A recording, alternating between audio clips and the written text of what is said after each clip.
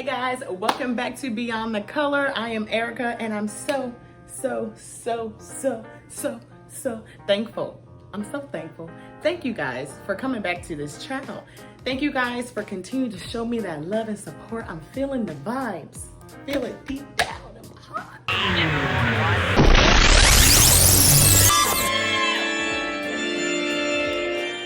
So without further ado, I would like to introduce my next video. So today I'm going to be doing part 2 of my interview with Dreu. So if you guys are keeping up to date and if you got them notification bells on YouTube, you would know that I did an interview last week with Dreu Toliver from AMP, and it was so great, such a heartfelt moment, such a great opportunity. So this week we have part 2.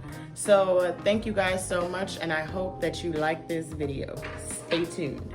So for those of you who do not know, this is Dreu, and he is the director of AMP Winter Guard. Woo!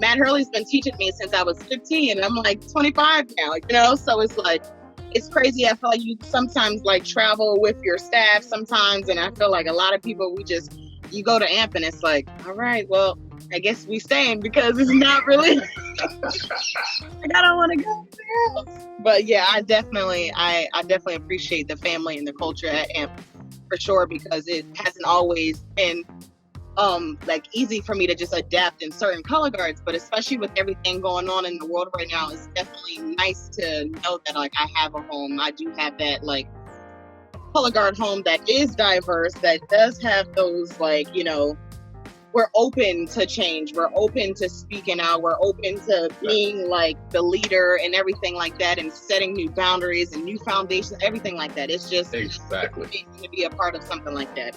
Exactly. And, you being a Black director in the color guard world, do you think that there has been any challenges for you? There's always going to be challenges. So I have come from, I guess, from the cloth of, you know, you're always going to have challenges. And is there challenges that are based on racial or discrimination and things like that? Yes, it is out there. I'm not going to deny it's not there. However, I look past that. I can't stand and let myself be held to someone else's expectations. There's other things that needs to be done, and if that person or people who are around me that are not ready to help me move whatever I need to move forward, there is someone else out there. So yeah. So, you know, yeah, I look at everything as a challenge. There are other challenges that are a little bit more of the racial and discriminative. Right. Or I've been blessed enough to know how to achieve and overcome. Right.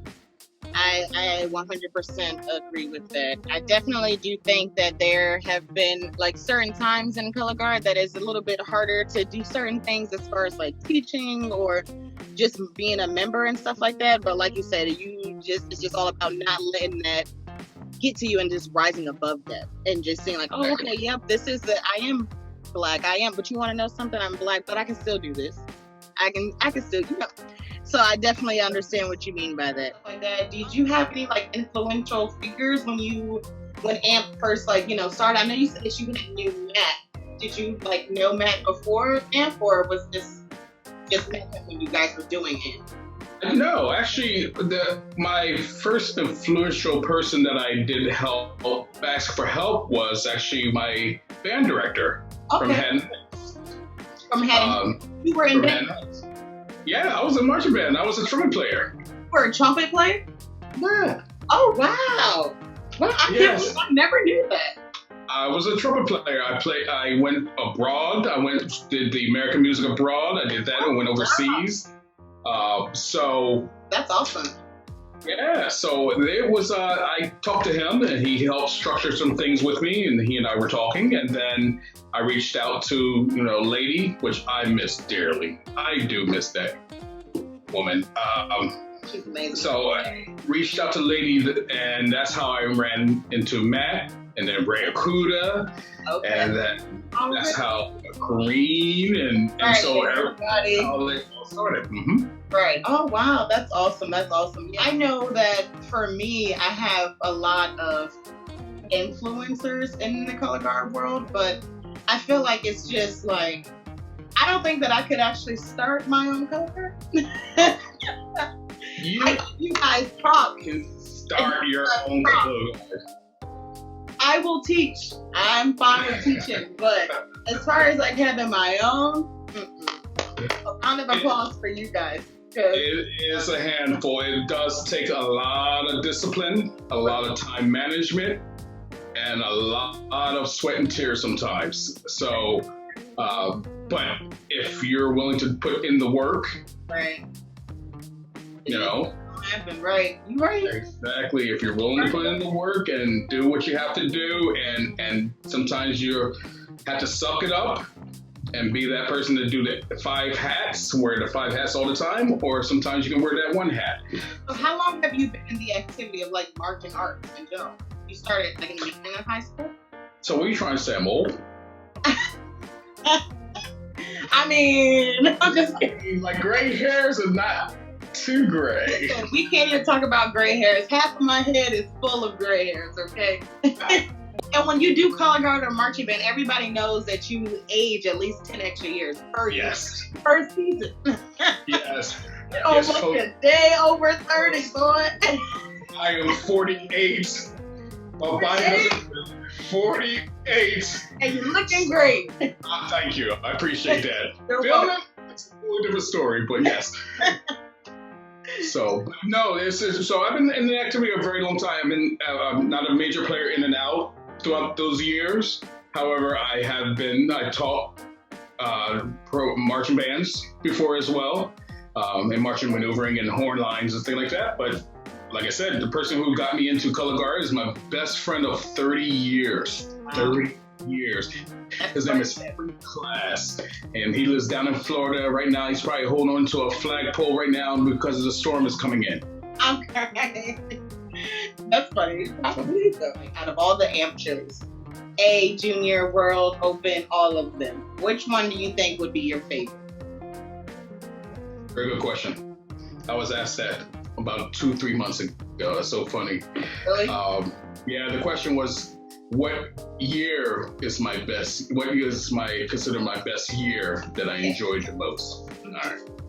And I came up with this past year. Okay. 2020. So, and the reason why it was my favorite is because in all 4 levels of the organization, they rose up from not just being complacent. Yeah.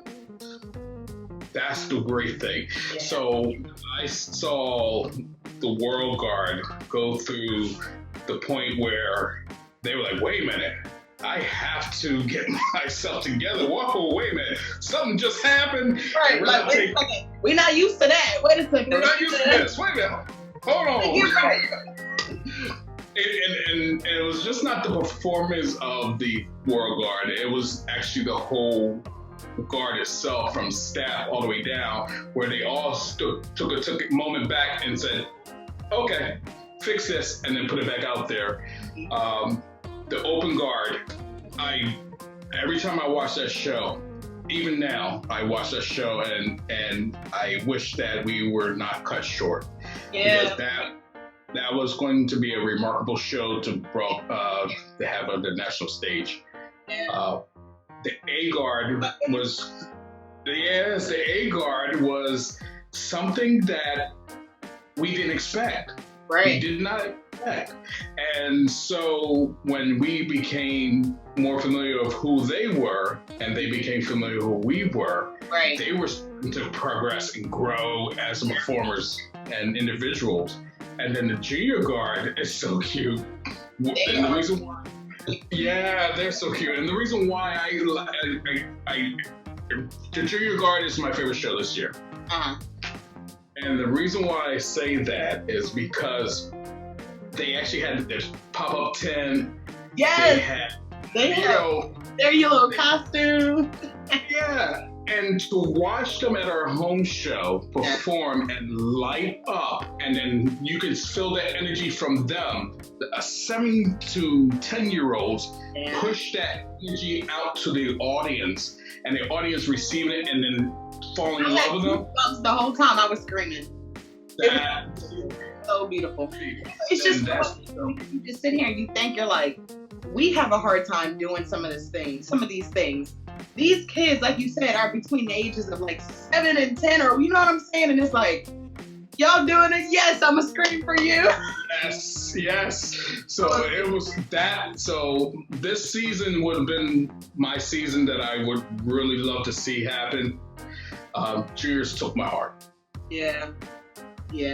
That's definitely. I will agree on that. They were definitely amazing. They were so beautiful. So just hearing everything and just the reminders and then the shows in the past, Right. well, I say 13 years, we've been 13, 14 years. Yeah. It's been a great experience, meeting great people, great children, and I'm just happy that we were able to, and will continue to. Right. We're not stopping. We got plenty of work to do. Rome is not stopping us. No, but we need to be very, very cautious and make sure we do what we need to do as responsible citizens of our communities so that we can Get back to normal. Or get things rolling the way we need to get things rolling. Absolutely. Well, I just want to say thank you so much. Oh. On my channel, Beyond the Color. It was so nice to have you here, Drew. Everybody knows. Pleasure. You can't have AMP without Drew. Oh my goodness, it's a pleasure, and I appreciate you taking the time out to hear about our little story in Camden, New Jersey. Love it. I love it. Well, thank you again so much, Drew. I'm going to let you go ahead and have a good rest of your evening. What is it, 6:26? I'm going to go cut the grass. All right, Drew. Well, I'll talk to you later. Bye-bye. All righty. So that's it, guys. Thank you so much for watching my video. This has been such a great opportunity to be able to interview Drew on both of these, part 1 and part 2. If you missed out on part 1, don't worry, sweetheart. Don't worry about it, sweetheart. Because, thankful to YouTube, you can go back and rewatch it. Look at that. Look at God. Won't he do it? Won't he do it? So for those of you who were not able to catch the interview part 1, make sure you go back to catch that part. Because, I mean, why would you want to watch a part 2 without watching the part 1? Duh. I love you guys, and continue to what? Subscribe, like, and cut the notifications on. I appreciate all the support, guys. It has been overwhelming. Please just make sure you are staying safe in COVID. See you guys on my next episode.